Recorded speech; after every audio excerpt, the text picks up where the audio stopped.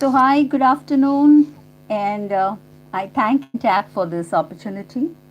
Entab is a 20-year-old company, an IT ERP company, which has 1,500 schools that are associated all around the country.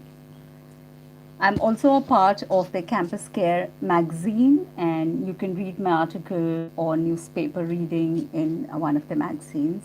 So you can be a part of Campus Care magazine by sharing your article uh, in Campus Care magazine. I'm a part of this dynamic Helping Educator WhatsApp group with 255 members. So be a part of us. My name is Kusum Kanwar, and I'm a K-12 educator. I've been instrumental in establishing one of the most big, a K-12 chain of schools called Kangaroo Kids Education Limited.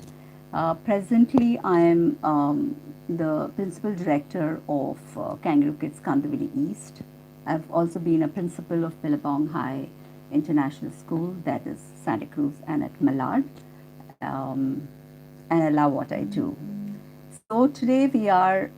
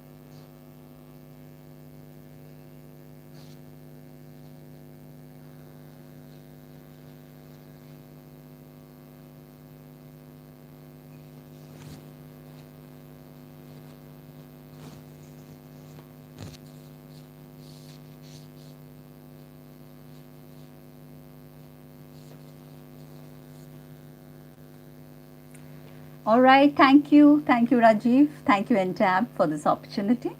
I'd just like to say a few things, few lines about Entab. That's a 20-year-old company, an IT ERP company with over 1,500 schools which are associated with Entab around the country. I'm a part of the Entab Campus Care magazine, and you can read my article in one of their publications. And you can also share your article in Campus Care magazine yourself.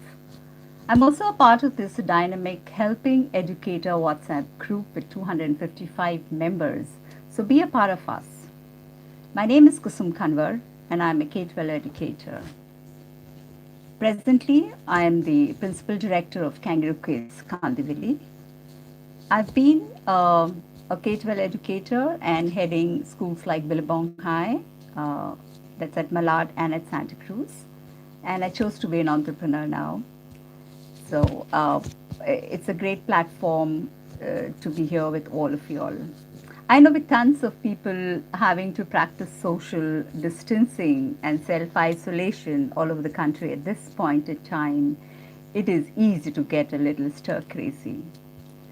And it doesn't help that tons of daycare centers and schools have shut down for 21 days, and it could be longer. So that means a lot of parents are stuck home with their kids, struggling to find ways to keep their little ones busy. Actually, not busy, but keeping engaged. Everyone thinks they can't before they actually can. So there are tips that have worked for our parent community, which I can share with you all.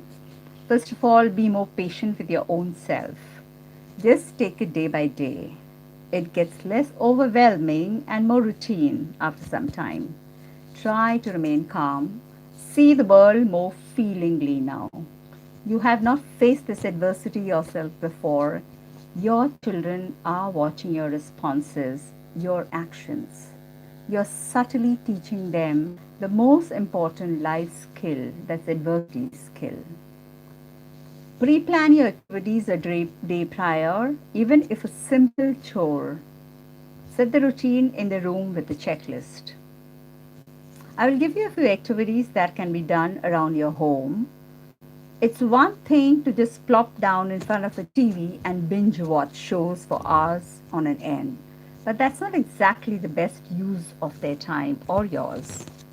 You can actually use your time in the house to make sure their minds are staying sharp before they head back to school again. In schools, we teach them concepts, making informal settings like creating developmental centers, the social emotional rooms, kitchen setups, physical setups, cognitive rooms, a library with throw cushions, etc. You already have an informal setting at home where children can learn in this environment. So, there are 5 development skills that you can keep in mind while planning for the home activity. That's very, very important.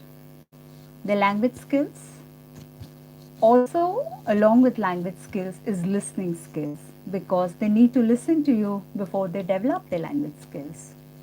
The physical skills, are we developing enough? The social skills, that's how much of communication is happening between the two of you. The emotional skills, are we connecting to our children or are they connecting to us emotionally? Cognitive skills, that's your focus, precision, apart from whatever reading and writing they are doing.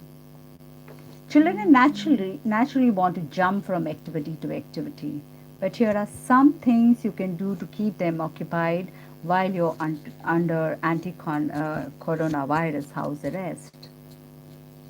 So let Olf read them a story. So what do I mean by that? Just dress up like one. You want to read them a story?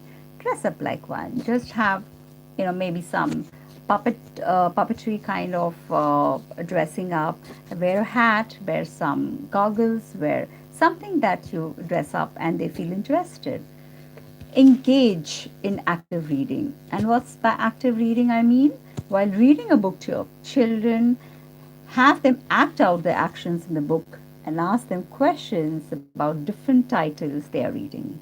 Which one did they like the most? Why? Which characters did they relate to most? So when you engage in active reading, they are engaged with you as well. It's good to exercise with yoga. Teach them a few yoga steps each day. They love you for being their teacher. Start the morning out with a nursery rhyme themed yoga. Now, Cosmic Yoga is a great YouTube channel that will help keep your children active and you could work out with them at the same time. Nothing wrong with getting them used to waking up early and moving around while simultaneously having fun with you. You can also put up your own show. Teach your kids narrative by staging a play with their toys. Have them act out different parts. Give each character their own motivations and play alongside with them. It's a great break away from screens and it forces them to flex their creative muscles. Plus, you can alter the structure of the play the following day by reversing the roles, situations, etc. Have you done bubbles when you were small? So make bubbles with them. Kids love bubbles. Blowing them, chasing after them, popping them is always a good time. But you can also teach your kids how to make them with just some soap and water. In any case, they have to keep washing their hands every 15 minutes, so this could be a good activity. You can also build a pillow or a blanket fort. If you have a tent, nothing like it, just help them erect one for you. There's something instantly comforting when building and chilling in a fort. Maybe have yourself a nice little movie night before bed in one of these. But come on, which kid doesn't love crawling into one of those cozy little heavens that they've created for themselves? Make setting the table a game. It might not sound like fun for you, but for them it turns into a game where they ensure each person sitting at the table has all the necessary utensils and glasses. That could be a great way to have your help out with chores in a grown-up way. However, it can also help their memory from day to day to see if they can recall what goes there. Now, cooking. Cooking is a very, very interesting science and math at play activity. You can teach them all the five senses. You can do math, measurement at the same time, and these are skills for life skills. Dads with sons helping in the kitchen, you're already teaching them gender sensitivity. Teach them to break an egg. Very interesting. It is so much fun.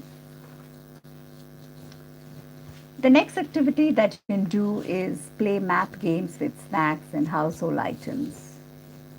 Grab empty cartons, anything from egg cartons to your shoe cartons. Use some little crackers, use little toys, little snacks to play counting games with stuff lying around the house. Do snakes and ladders. All board games, very interesting for them because you can teach them a lot of math with these snakes and ladders and the board games. Lego, Ludo. Go on a scavenger hunt with picture clues. Hide random stuff around the house. Help make a list with your children and let the game begin. Winner gets an extra treat. You can always hide chocolates and you can hide something that they love in places where you think that it's a little difficult for them to go hunting. You can also get crafty, like I said, with boxes and cartons lying around the house. Don't forget dance and music. That's very important for you and for them. You can use screen time. It's last but not the least. Use screen time to learn sites that are child friendly. To name a few, I can name a few for you. You could note down Born Smart. That's an excellent app for parent-child coordination. Code Monkey Junior, basic coding, sequencing and logical activities. Google Bolo app. This is a storytelling and reading app available for children in 9 different languages. Google Art and Culture app gives children a virtual tour and allows children to take a selfie and find related paintings from around the world.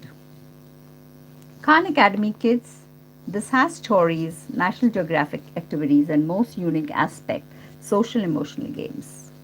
Don't forget Musilla, Music School app, music and musical instruments. It's very important to plan out an agenda, checklist for your children. Example, my morning checklist. It could go like this. Wash your face, eat your breakfast, brush your teeth, set the table, eat breakfast with family, put dishes in the sink, help clean the house, Papa. You can similarly make an evening checklist or an afternoon checklist with them. But keep in mind the 5 learning developmental skills in mind when you are doing all these activities. In fact, any activity you do around the house, this will ensure that you get enough of the social, emotional, the physical, the cognitive, most importantly, this the most importantly would be in fact all are important, but it's important that you have an emotional connect with your children all the time. So this is the activities that you can plan for your children. Around children, I can also work out some more timetables in my next session. Thank you so much. Thank you, Entab, once again. Thank you.